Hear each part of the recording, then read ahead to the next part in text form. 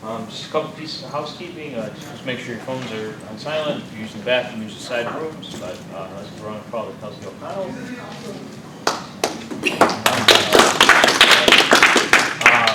With her presentation of It Wasn't Spoofed. Just get a few minutes left and we'll sit down first.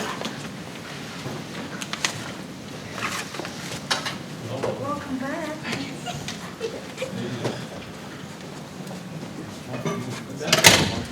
Yeah.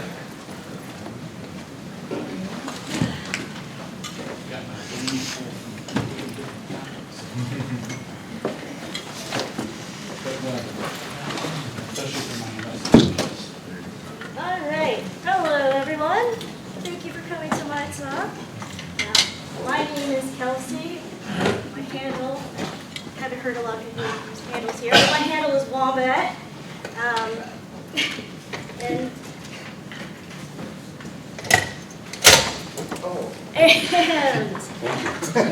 And today I'm going to walk you through an investigation that's, oh my goodness, here we go. And today I'm going to walk you through an investigation that started like a normal spoofing case and turned into something very different. A little about me. I am a senior detection and response analyst at Beasley Security, mentor, and most importantly, a purveyor of only the finest news. So, a client reported a spoofed email targeting their internal users. When this case first came in, the immediate assumption was that this was a spoofed email. Spoiler! It wasn't.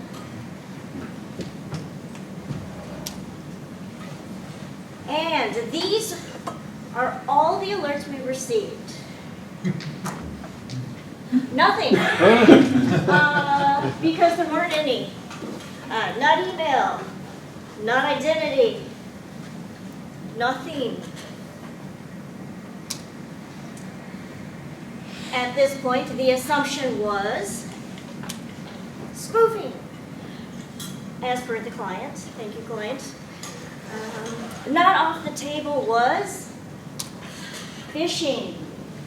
And, of course, in either case, an external sender with the typical auth as anonymous. But the reality was very different. You see, what happened was, it was an internal email. All routing was via a known trusted path. How was this possible, you may ask? Well, it's easy. When you have valid credentials.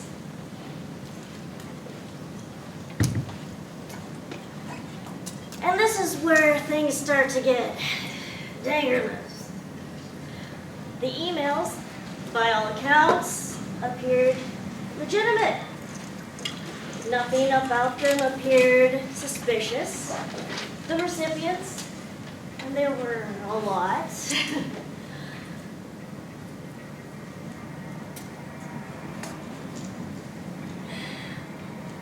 oh, sorry, nothing about them appeared suspicious to the recipients. This was an environment where timely communication was critical. A sense of urgency was vital. People were conditioned to trust and act quickly. Most users aren't security practitioners. If you are currently in the field, you have very much grown to know this and feel this every day. But that's why these security controls exist in the first place. They're there to catch the things the average user wouldn't. But this breaks all of that. because all of those controls, they were bypassed.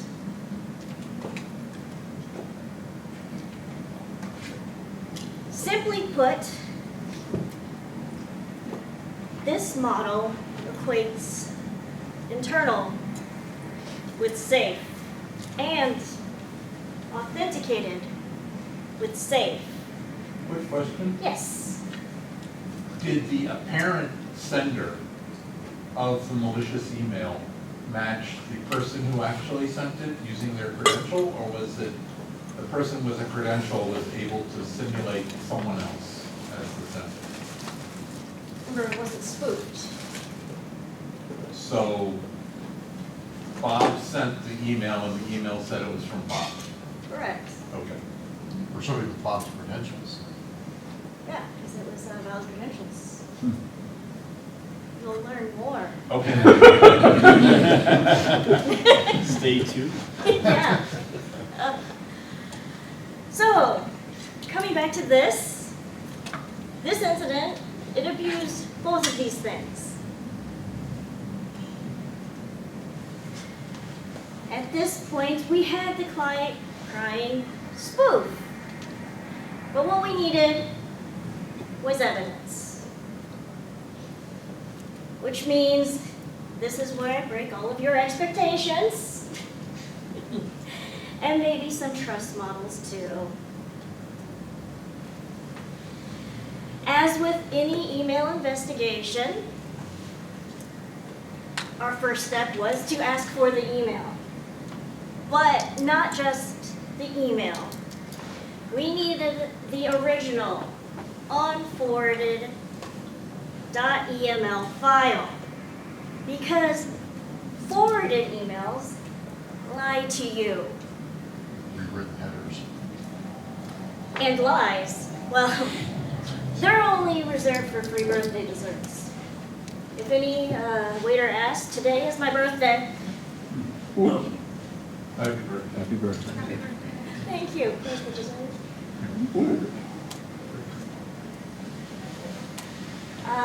Now, unfortunately, this investigation it came with a few small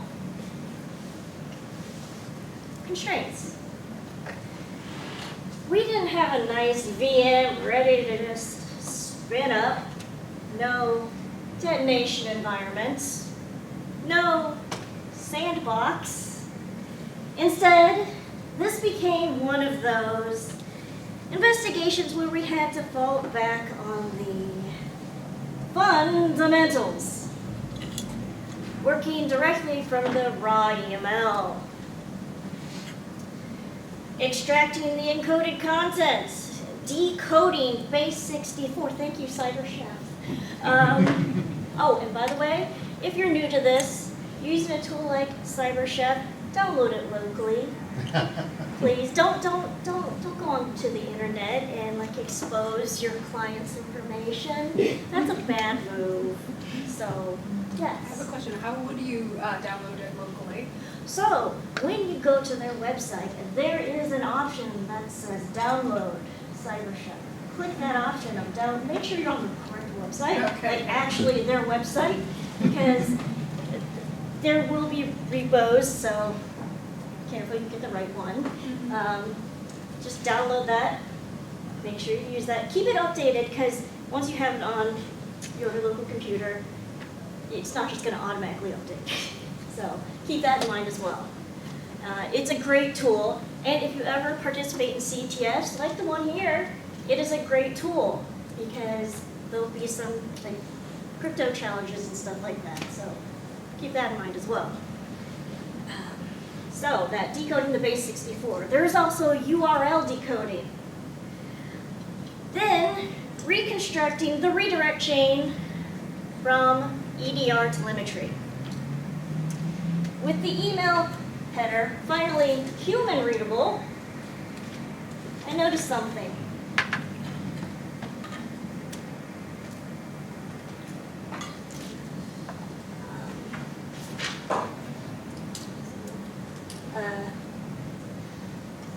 You know what? I'm noticing something even more interesting right now, that I have more than one version of this presentation, and this is not the most polished version. But that is okay, because I worked through this case, so I already know what's happening. So, we're doing this live. Okay, so, you might be wondering at this point, how I did this. Well, I started talking about the cyber chef, right? So, in here, I'm showing you the steps of how I worked through this. So, we're not sure what's in that file, so that's a little scary, right? I don't have a place to put this maybe malicious, maybe okay file in. So, I just kind of have to work around that. What do I do with that? I rename the EML file to a text file, to .txt. That way, you don't have anything that can, go ahead, and that makes it plain text. I don't know everybody's level here, so I'm just going to kind of walk through this. And that way, there's nothing that will try to render and nothing that's going to, go ahead and work its badness if it's bad in there. But then that's all plain text. And that's why I then have to use things like CyberChef, because then you've got your base 64 encoded text, which, unless you're a computer, which I don't know who you are, you're not going to just be able to read that. That's why I had to decode it. But then there's the fun part of where once you decode that, then sometimes they like to have more base 64 encoded stuff after you've decoded the base 64, so you have to decode that base 64 again. And then that's how you get the URL. But URL has its own encoding. So then, in CyberChef, there's a bunch of different things you can use. One of those is the URL decoding. I also like to use the null. There's another option for null bytes. So you can remove those null bytes so you don't have a bunch of weird encoding and weird characters that make it more difficult to read what exactly the email is. So that's another option you put in there so that you can actually see what you're working with. With that, I found the URL. Let's see.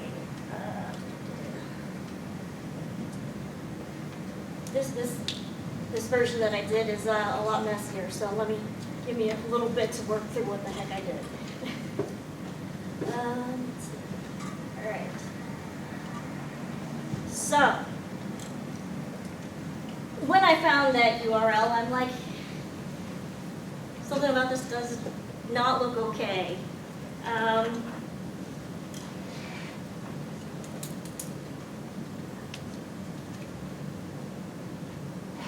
So,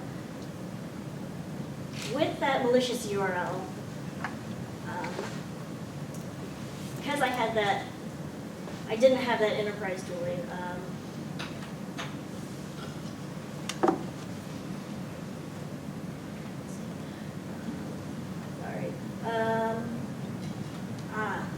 So, once I had all of that, I was able to see this in the email header. This is the part that made me realize that something's up here. This is not what the client said it was, because what I had talked about earlier was the email header would have said something like anonymous. It wouldn't have said this. Internal. What does internal mean? Well, it means internal. That means inside of your organization.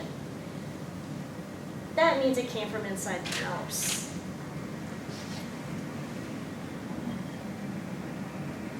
This is what made those alarm bells go off. And when you're inside an investigation and a client tells you one thing, you cannot take it at face value. Yeah, of course you want to trust the client, but as an investigator, you have to use your own analysis. And the evidence has to speak for itself. It will not always say what the client says. It will not always prove what you think it should be. And that is where you have to be able to pivot quickly. Your hypothesis that you may have started with will have to change, and you will have to change with it. You will have to readjust that hypothesis and follow those strings. You have to follow the evidence. This is me having to completely change my train of thought. My investigation posture had to change. Because now we're no longer dealing with those traditional spoofing indicators. Now, this is where we're evaluating inherited trust. And then there was the off mechanism. So this is type 4. And for those unfamiliar with Microsoft Exchange and their authentication types, 404 indicates SMTP off. And this is what helped put a lot of those puzzle pieces together. Now, before we go any further down the header rabbit hole, I want to take a step back, because to understand why this email slipped through, you have to understand what email authentication is actually telling you. And spoiler number 2, it's not what most people think. There are 3 checks doing the heavy lifting on every email that you receive. SPF asks one question: is this server allowed to send for this domain? That's it. It checks the sending IP against a published list. It says absolutely nothing about who logged in. DCAM asks, was this message signed? And did it arrive unaltered? It's a cryptographic signature. Great for integrity. But a valid signature is not valid intent. And DMARC. DMARC is the interesting one. DMARC asks, if SPF or DCAM fail, what should the receiver actually do about it? And here's the catch. The answer is set by the domain owner. That's where you get human in this. Which means it can be set to do nothing.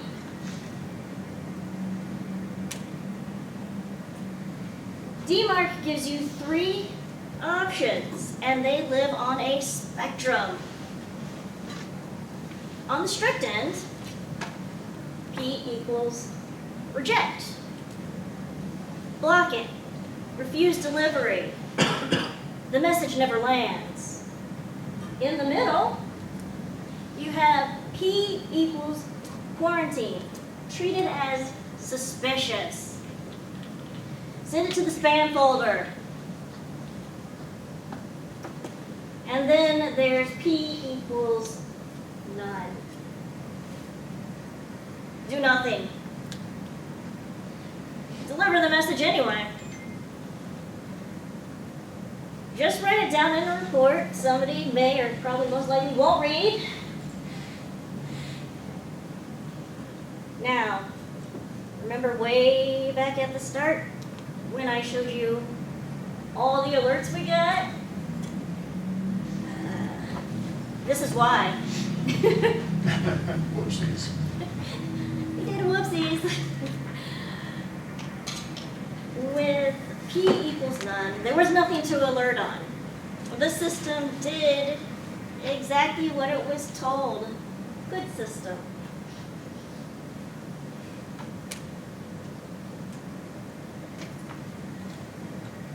So let's put it together. The email authenticated. SPF passed. It came from a legitimate server. It was properly signed. And DMARC, nothing failed. So nothing fired. Which completely changes the question we should be asking. It was never, was this spoofed? The real question is, how did they authenticate as a real user in the first place?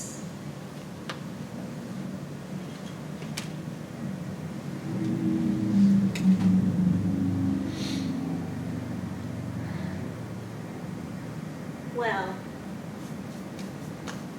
to get to that, let's learn a little bit more about this thing called SMTP authentication. Because remember, that was SMTP off. So, why was that SMTP authentication such a revelation?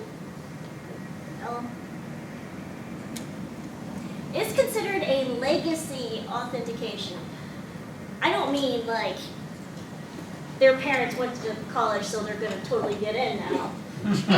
I mean, it's like old, like y'all shouldn't be using this anymore. You only need a username and a password. There's no multi-factor authentication challenge. You may think, for those of you that are practitioners, but MFA is mandated tenant-wide. But even if MFA is enabled, SMTP off, using basic authentication simply doesn't support it. So go ahead, have your MFA. It's not going to work.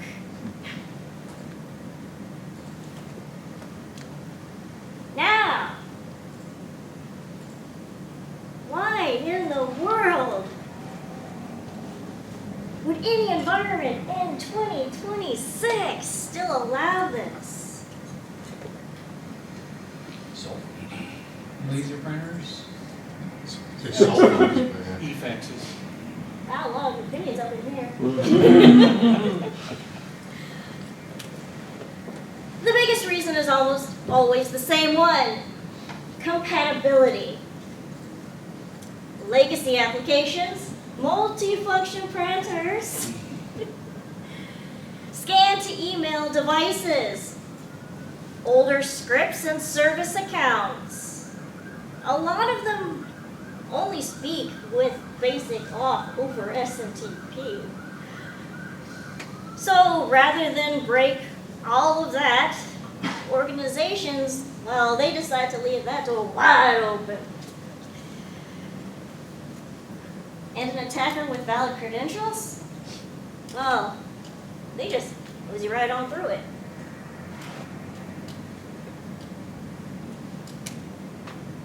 So, let's actually decode that auth mechanism value. Because this is the piece that ties all of it together. Exchange logs, how a message was authenticated as a number. So here's going to be your little exchange primer, y'all. Oh yeah, I live in the South, so just forgive that. So, that 00, that 00, that is unknown or none. 02, or just 2, is NTLM. Your normal Windows integrated auth. 6 is an internal trusted relay. And then there's 4. That's SMTP auth. authenticated submission with that just username and password. How can I help you today? Well, I can teach you about SATE off, and it's only requiring a username and password, sir. Yeah, get that knowledge down.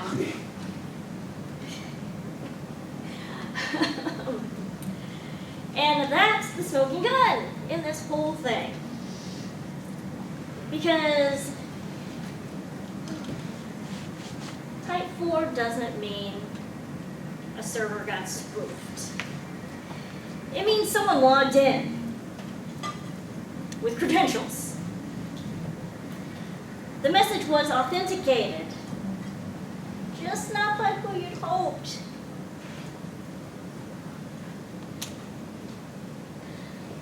Here's a question. Do we have any pen testers or red teamers in here? Raise your hands, don't be afraid. Blue teamers, oh, don't worry, we won't jump you. We'll just meet in the parking lot after this. I'm just kidding. So, how much would it brighten your day if, your target just so happened to have a path that bypassed MFA? We find it all the time, and it is glorious. There we go, there's your answer. Don't worry, the pen testers and red teamers at Holocon firmly agree with you. There might have been a little cheer or two. I can neither confirm nor deny. So, for pretty much everyone else, you hear that? They find it glorious. What do we find it? Well, we don't find it glorious, we find that scary. We should find it scary. And that is why we should not let that happen in the first place. We should catch it, but we should actually make it not happen. We shouldn't have to catch it. We should stop it before it happens. That's the key, guys. Now, unfortunately, it didn't stop there. The email contained a malicious link. How malicious was it? Well, there was no Zelda to save.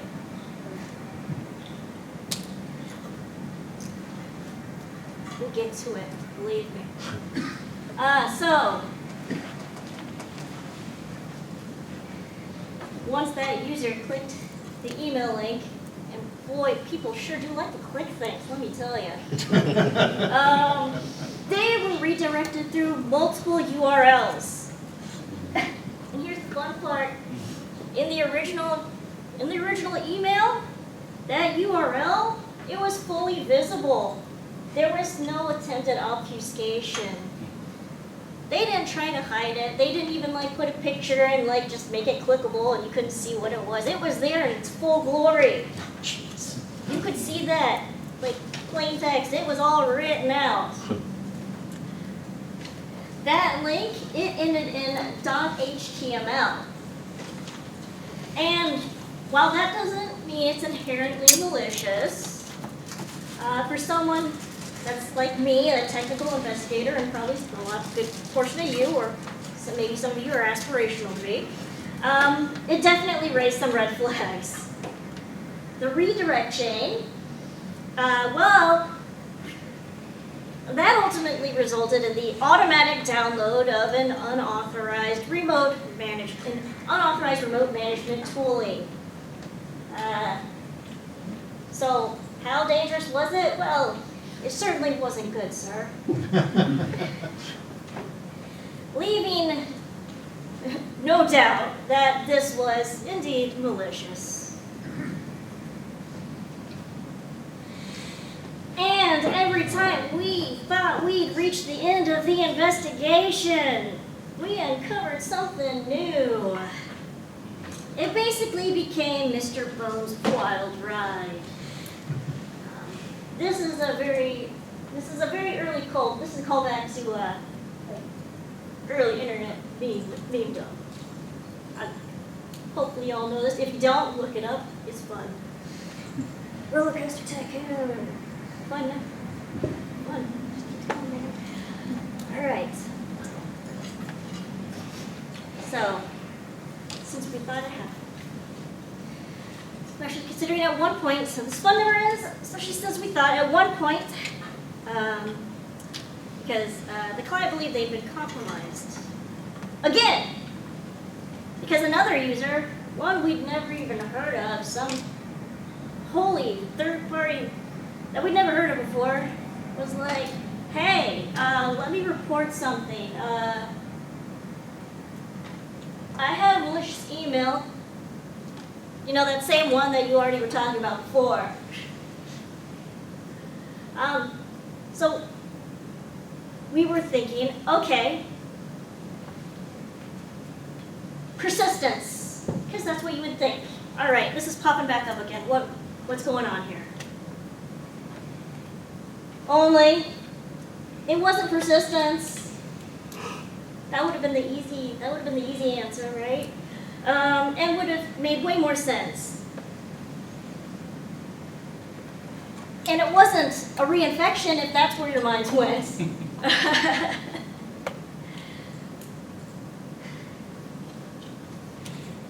A user had configured a mailbox forwarding rule.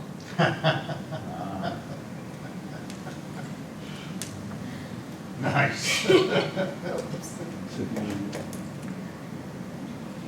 That forwarded business email to a personal email account that they accessed from home. Nothing wrong with that at all. You know, so the malicious email had just, literally followed them home. We'd said, why not try puppies? But no, malicious emails, that was what they went with. So, learning about the forwarding rule did more than just explain the second report. It broke the original threat model, which necessitated that quick pivot, and to immediately shut down one line of investigative thinking and opened up another. So for those wanting to become threat hunters, this is some of the stuff you'll run into. Those quick pivots, I came up with this really cool hypothesis. It's like intel backed. I got like all this stuff lined up. I got all this data like lined up. It's all making sense. And then bam, you get this and you're like, oh, what good is that? So this is what you'll have to do. Learn to quickly pivot, come up with a new hypothesis, get that intelligence to back all that up. Okay, so once we learned about that forwarding rule, that's when we had to ask that obvious question. What's stopping this? And here's the gap. On the preventative side, the side that would have stopped that rule from having been created in the first place, well, there was nothing. There's that word again. Dang it, there's a lot of nothing going on. Empty. No policy blocking end user forwarding. Instead, all the work was being done over here by a compensating control. A weekly script that cleaned up newly created mailbox rules. Only it runs once a week, so that's a fixed cadence. So if even just one of those new rules just so happens to be malicious, you have now just given it a whole week to play before wipe day. It's a constant game of cat and mouse. Oh, and here's an even more fun part. Leadership, they had no idea. So in that call where we go over this, and the forwarding rule comes up, the compensating control comes up, what is said? I thought we blocked that. That's organizational blindness right there. So we have to keep everyone in the loop.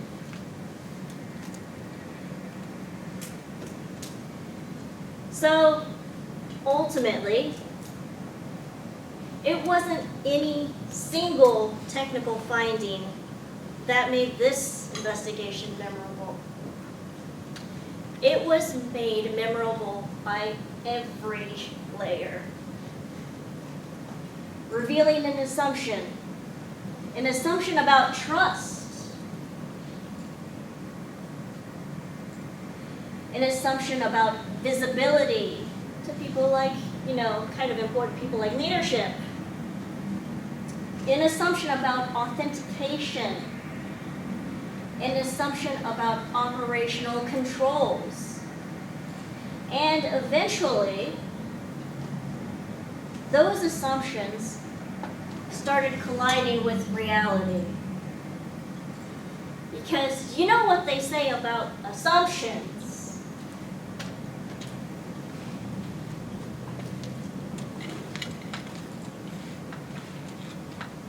The biggest operational lessons came down to 4 things. SMTP auth usage, mailbox forwarding rules, and allowing end users to create privileges. Browser hardening posture. So, with that, I didn't speak directly about it, so I'm going to talk about this now. What do I mean by browser hardening posture? So, when they clicked on that link, it opened up the browser and automatically started downloading that RMM tool. What should be happening? It should automatically be downloading that. Your browser should not just say, all right, cool, you clicked on something, let me download that sucker for you, because I am so nice. There Helping are, you out, man. what's that? Just helping you out. I know, what a butt, what a pal, what a me. There are different layers you can do with browser hardening. So you can, if you trust your users, which, hey, that's on you. I'm just saying, that's on you. That depends on your, that's you, man. You can have it to where it pops up a little notification like, hey, you're going to download something. You sure you want to do that? And they're like, I don't even want to read you, so I'm just going to go ahead and download it. And it can do that. You can do it to where it doesn't even pop that sucker up and just is like, no. And honestly, most organizations, that's what I would do that. For things when you want to download, that should go through an approval process. I mean, that may just be me and my my level of how much I would trust and threat posture and all that stuff. But those are some of the options. Look at the vendor docs. The browser not only downloaded the tool, it executed it, right? Because if it doesn't, then it just sits there in the downloads folder. Yes. Okay. The ride never ends, man. Wow. All right. And finally, compensating controls, quietly becoming the primary control. Because, let's just say, don't have something that's trying to clean up afterwards. You want to stop that before it happens. That's a big point right there. Okay.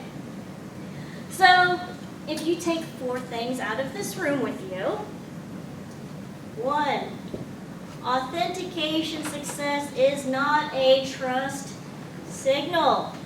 It proves a login worked. Not that the sender is who you want them to be. 2, internal does not mean safe. legacy paths like SMTP auth basically bypass MFA and inherit trust. Nobody goes back and rechecks. 3, you can run a real investigation without direct platform access, because I'm not an MSP. We don't get to actually go in and touch all the tools and like all the settings.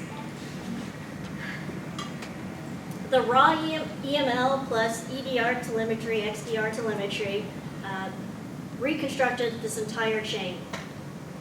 And 4, watch for the moment when a compensating control quietly becomes your primary control. Find that gap and make sure leadership knows it's there.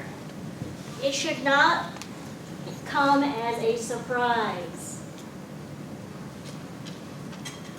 Because I will just warn you, that will not make for happy leadership, and unhappy leadership makes for an unhappy you.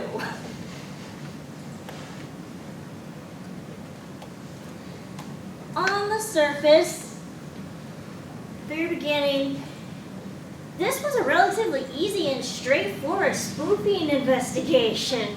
What a gift! Unfortunately, it was less a gift box and more a Pandora's box. Internal email. Because it wasn't spoofing. That authenticated with valid credentials, made possible courtesy of SMTP auth using basic authentication, which allow for MFA bypass. That same email contained a malicious link and redirected through multiple URLs, which made for fun when threat hunting. It actually, the threat hunting part is really fun for me, so that part I actually went through was fun.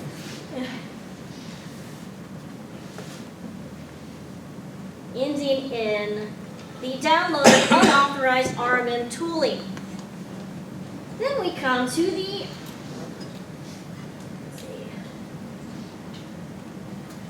mailbox forwarding rules that allow end users to forward business emails to personal accounts.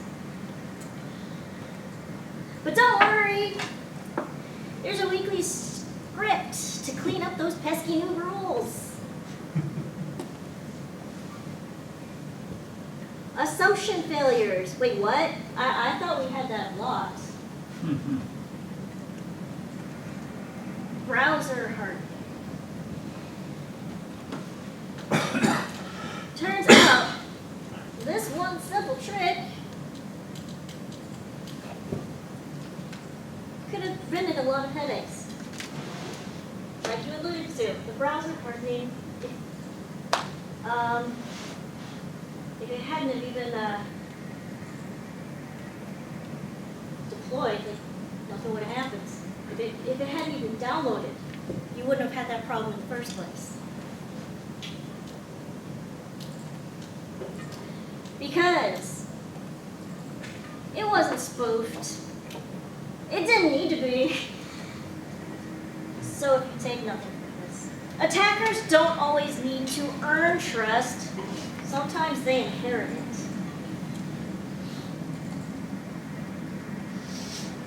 Any questions? Yes? Was it ever determined how the original credentials were stolen? Excellent or question. compromised? And maybe I set you up to have someone ask this question. Maybe not. Can either confirm or deny. Yes. So what did I suggest to the client? I suggested using something like, if you've never heard of it, have I been pwned? Because I can't do it because it says right in their terms. Don't just do that because it's not my email. It is the organization's email. So don't just go ahead willy-nilly putting in your some other organization's email in there. And let's just say there were hits. There was a hit. So yeah. So there we go. Yes. So you mentioned that because of where you work, you were not able to access all the tools. to do Right. things. So did you have the ability to do things for revoking session tokens, doing KQL hunts, running any sort of scans for persistence, any leftovers? EDR. I had EDR. I had EDR. So did you do, like, if it's like a CrowdStrike, for example, did you do any sort of checks for any persistence through RTR? Or, did you do anything on the side of that for any I tried leftovers, to- artifacts? I tried to look for things like, firstly, if there were any of the network connections, none of that. Tried to look registry keys created, any startup like files like that, different things like that. Yes, I did look for that. Luckily, and this is like the only silver, well, I guess there's a few silver linings. We caught this before it actually did anything. So that was the good part. And leadership became aware of those forwarding rules, so that part is, they can fix that. They obviously, these suggestions for, go ahead, like, those user accounts that we know are affected, like, lock those suckers out, like, don't let this continue to persist. Some suggestions of check for any applications that are new and weird, any new permissions that were created, revoke that stuff, reset all MFA, and revoke any active sessions, all that kind of normal cleanup stuff for accounts. Browser caching, temp file cleanup and all that. Exactly, because we don't know exactly how far things got, because I can't just go right in there and look for you. So I can give you a big old list Yeah. of things for you to check. OneDrive cleanup too. Yeah, exactly, because It'll sync to it. And then, yeah, it'll sync, and then, hey, then you're talking lateral movement stuff. Mm-hmm. Yes. I keep coming back to this browser that immediately downloaded and executed a file. I mean, I've been using browsers back to links, and I don't remember a browser with that as a default behavior. What the heck is going on with that? Isn't that fun? I am not their admin. But are you aware? I I don't am think it aware would of give what away they the tell me. identity of the client Well, and that- tell us what browser they were using. That's the thing, is that I only get to know what they tell me. Yeah, that's the crux of it, that when you are in the role that I am in, we get to know what they tell us. We can ask questions, we can make suggestions.